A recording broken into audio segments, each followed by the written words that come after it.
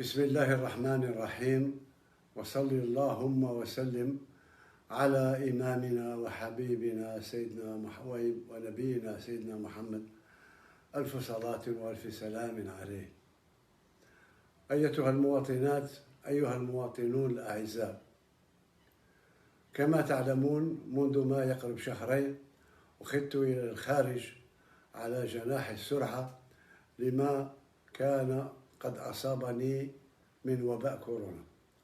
اليوم الحمد لله بفضل الله عز وجل وعيانته ولطفه في القضاء والقدر، وبفضل كذلك أطبائنا في المستشفى العسكري والأطباء الألمان، الحمد لله طريق تعافي بدأت فيه. ربما يأخذ أسبوع أسبوعين وثلاثة أسابيع أخرى، ولكن إن شاء الله سأسترجع كل قواي البدنية.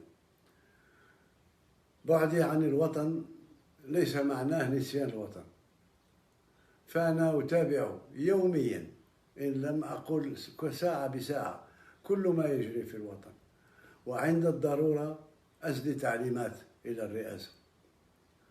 فبالنسبة للمسار الذي سطرناه مع بعض، ترى الحملة الانتخابية، واليوم رانا في نهار يوم بعد ما مرت سنة على انتخابي، وأشكركم مرة أخرى على هذا.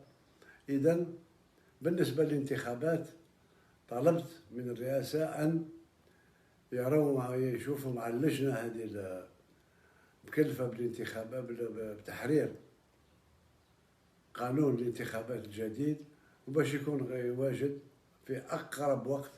أتمنى 10 أيام ولا 15 يوم، ولكن في أقرب وقت باش ننطلق في العملية التي تأتي بعد الدستور. بالنسبة لفيروس كورونا